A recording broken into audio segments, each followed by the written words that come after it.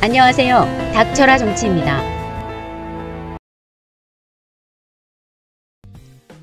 도이치모터스 주가 조작 의혹 사건 재판에서 검찰이 김건희 여사 명의 계좌의 주식거래 내역을 일부 공개했습니다. 해당 내역에 따르면 주가 조작 의혹을 받는 이들이 주식을 매매하자는 문자 메시지를 주고받은 직후 김 여사 명의의 계좌에서 주식이 매도되었고, 다만 해당 메시지를 주고받았던 투자자문사 임원은 해당 계좌에서 실제로 주식을 매도한 이가 누구인지에 대해서는 알지 못한다고 했으며, 참고로 서울중앙지법 형사합의 23부 심리로 지난 2일 열린 권오수 전 도이치모터스 회장 등의 자본시장법 위반 혐의 공판에서 검찰은 주가 조작 의혹을 받는 이들끼리 주고받은 문자 메시지와 김 여사 명의 계좌의 주식거래 내역을 공개했습니다. 해당 메시지는 주가 조작 선수로 지목된 전직 증권사 직원 김모 씨와 투자자문사의 임원 민모 씨가 2010년 10월 28일 주고받은 것인데, 당시 김 씨는 민 씨에게 12시에 3,300에 8만 개 때려달라 하세요 라고 문자를 보냈고, 이에 민 씨는 준비시킬게요 라고 답장을 했고, 다시 김 씨는 매도하라 해 라는 메시지를 재차 보냈는데, 이에 대해 검찰은 이 같은 메시지를 주고받은 지 7초가 지난 뒤에 김건희 여사 명의의 계좌에서 10만 주의 매도 물량이 나왔고, 그걸 민 씨와 다른 2명이 매수했다고 밝혔습니다. 그리고 이 밖에도 10월에서 11월 김 씨와 민 씨 사이에 문자 메시지를 주고받은 직후 김건희 여사의 계좌에서 주문이 나온 사례가 몇 차례나 더 확인됐다는 것입니다. 또한 김건희 여사의 여러 증권사 계좌가 거래에 쓰였었고, 어머니 최모 씨 명의의 계좌로도 주문한 기록이 나왔는데, 이날 증인으로 법정에 출석한 민 씨는 당시 김건희 여사 명의의 계좌에서 매도 주문을 낸 사람이 투자자문회사 대표인 것으로 추정된다고 주장했습니다.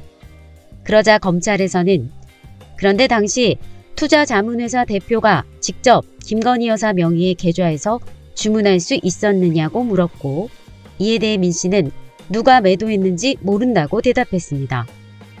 그러자 다시 검찰 측에서는 당시 김 씨나 증인 민 씨는 김건희 여사를 알지도 못한 상태이지 않느냐라고 물었고, 이에 대해 민 씨는 몰랐다고 대답했습니다. 또한 검찰에서는 이른바 김건희 파일의 작성 경위에 대해서도 물었지만, 민 씨는 관여한 바도 아는 바도 없다고 대답했습니다. 참고로 이 김건희 파일이라는 것은 2차 주가 조작이 이루어진 것으로 의심받고 있는 2011년 1월 김건희 여사 명의의 계좌에서 주식거래 내역이 담긴 엑셀 파일을 일컫는데, 지난 8월 공판에서 한 증인이 이 파일의 작성을 지시한 사람 중에 하나로 민 씨를 지목한 바 있습니다.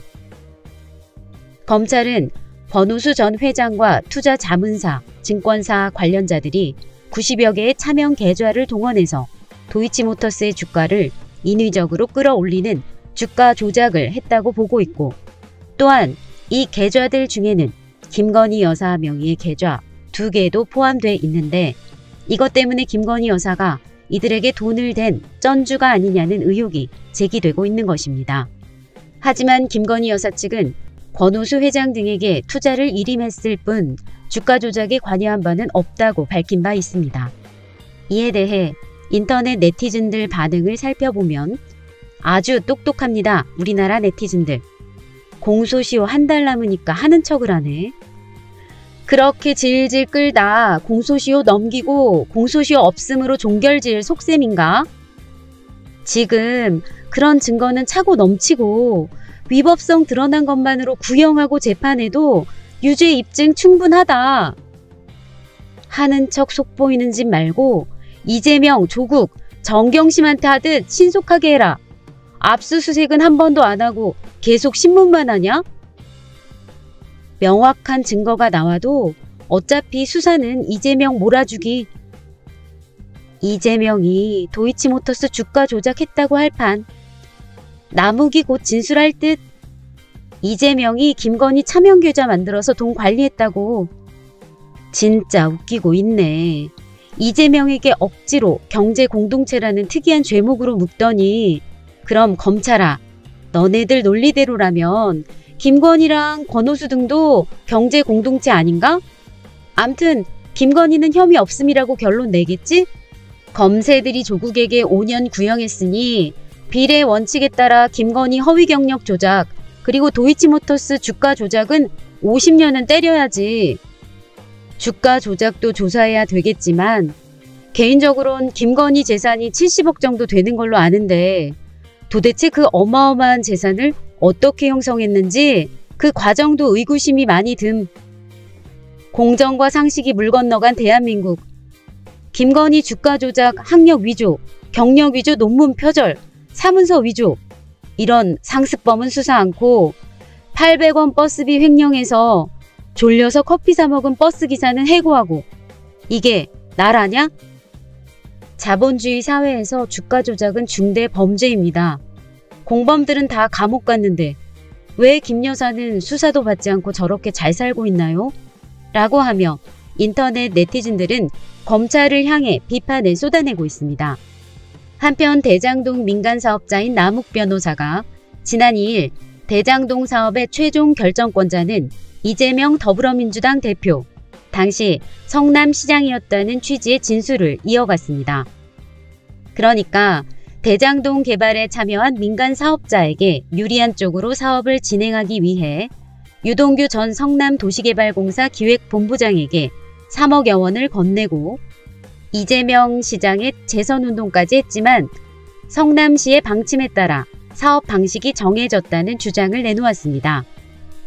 참고로 서울중앙지법 형사합의 22부 심리로 이날 열린 재판에서 김만배 씨 측은 남욱 변호사를 상대로 반대 신문에 나섰는데 예상대로 김만배 씨 측은 대장동 개발 사업은 성남시의 방침에 따랐을 뿐 유동규 전 본부장은 실질적으로는 아무런 권한이 없는 중간 전달자에 불과했다는 점을 확인하는 데 집중했습니다.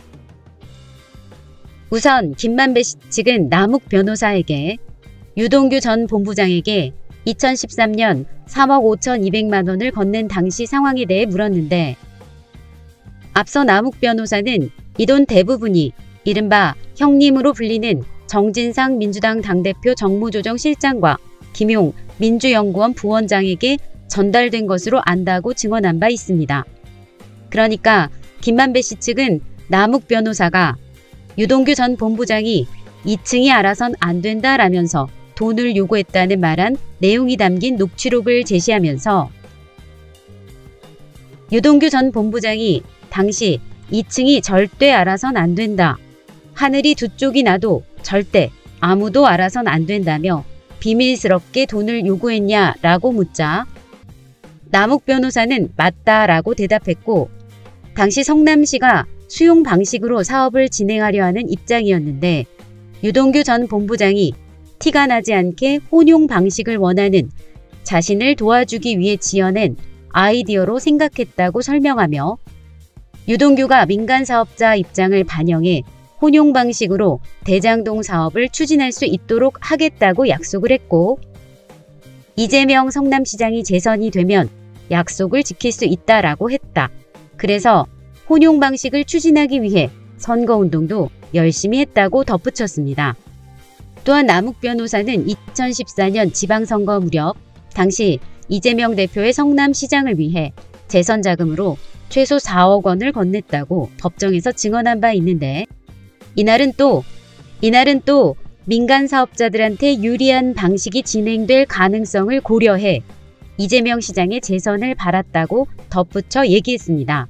하지만 김만배 씨 측은 천화동인 1호에 이재명 시장 측 지분이 있다는 남욱 변호사의 주장에 대해 사실상 반박하는 취지의 주장을 펼쳤는데요. 김만배 씨 변호인은 이재명 당시 성남시장은 부동산 가격의 급등으로 시행사인 성남의들이 예상을 넘는 이익을 가져가자 인가 조건에 기반 시설을 추가로 설치하는 방법으로 700억에서 800억 원을 추가 부담시키지 않았냐.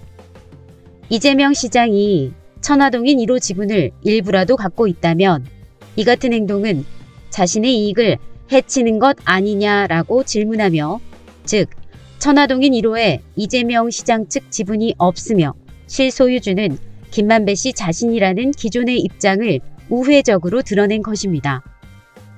하지만 이에 대해 남욱 변호사는 제가 아는 내용과는 좀 달라서 답변 드리기가 어렵다고 대답했습니다.